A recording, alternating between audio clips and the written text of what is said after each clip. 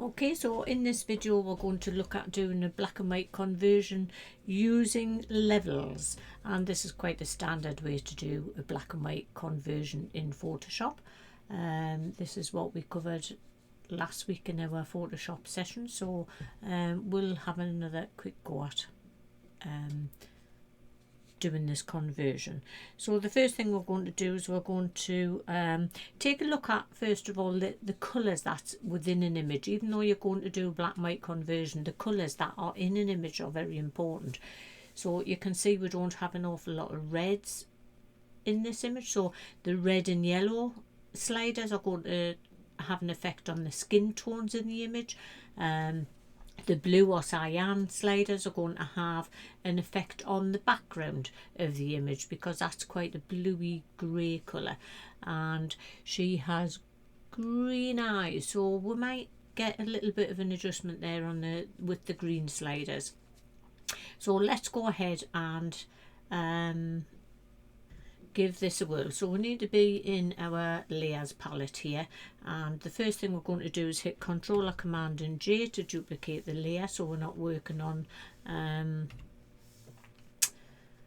the background layer. So we want to make this non-destructive, and then we'll come down and we'll put an adjustment layer on, and we'll select a black and white adjustment layer. Now you can see in the properties box, if your properties box doesn't pop up here, you make sure you come up to Windows and make sure that properties is checked, and you'll find it within your right hand panel somewhere. So we can go ahead and start playing with the slider straight away, or we can come into the preset box and we can choose and have a look down at the presets that they have here. That lighter, that's quite a nice starting point actually. I quite like that one, so we might stick with that one. And you can see if we adjust the red slider, that is working on the skin tones there, and we'll have a little play with the yellow. Obviously that's affecting the hair and the skin tones, so we'll just play about with that. And the greens were in her eyes, so very little movement on the green slider there. Cyan, again, the cyan, which we expected, is having an effect on the background, not really affecting her at all. And the blue, the same on the background, so depending on how you want the background to appear. And you can see just in her eyes there, so it must have been a blue sky reflecting in her eyes, because that's having an effect on the highlights in her eyes. When I drag this down, you're losing a bit of the highlight there. And then magenta, lips, there we go. So we want to leave a little bit of contrast in our lips.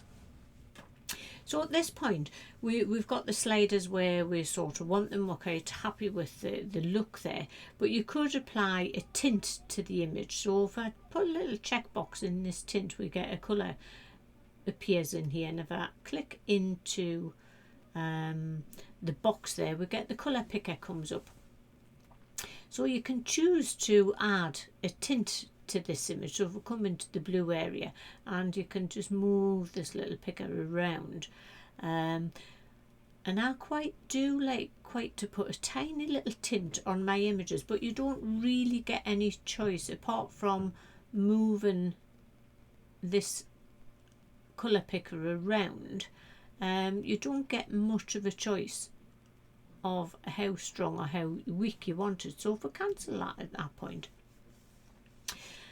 and take a look at the layers panel, we've got our black and white layer here. I'm going to untick that tint box, so we're just keeping with the black and white conversion.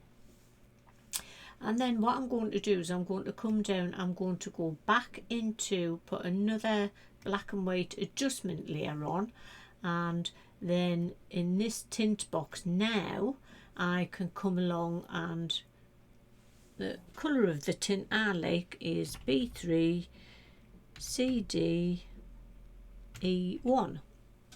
Yeah, so I can just type that hex code into this box here, and that gives me the colour that I quite like. So if I hit OK to that, now I've got the chance to use the opacity slider on the layer itself to increase or decrease that tint if you want it there, or I can just turn that layer off and have it without it. So I can turn that layer off, and once obviously you have your black and white conversion, you can come down, you can put a curves adjustment layer on here and adjust the image to suit as always, and that I think gives a very nice finishing point. We could turn that curves adjustment layer, instead of putting a curves adjustment layer on there, you could put a levels adjustment layer on here. And if we adjust the levels slider, so if we look down in the properties box here, and you can see we've got a bit of movement to go at the right hand side. So if I take that slider and move that in to where the pixels start, you can see it actually moves the middle slider as well. So Photoshop is doing the calculations to make this, when the slider's at the right hand side, it reads 255. So if I bring this slider into where it meets the pixels, the start of the pixels, that is our new 255. So Photoshop makes an adjustment in the mid-tones to suit. And the same thing happens if I take the black slider and bring that in, so I can get some nice contrast in there by moving these sliders.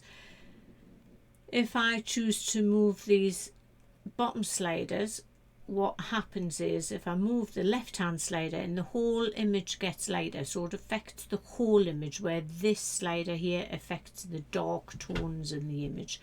If I bring this slider in, the whole image will get darker, so it's having an effect on the whole image, where this slider here is only affecting the highlights in the image. So you can switch your tint on, switch your tint off. If we double click in here, we can name that layer tint, and you have the choice to have it on or have it off.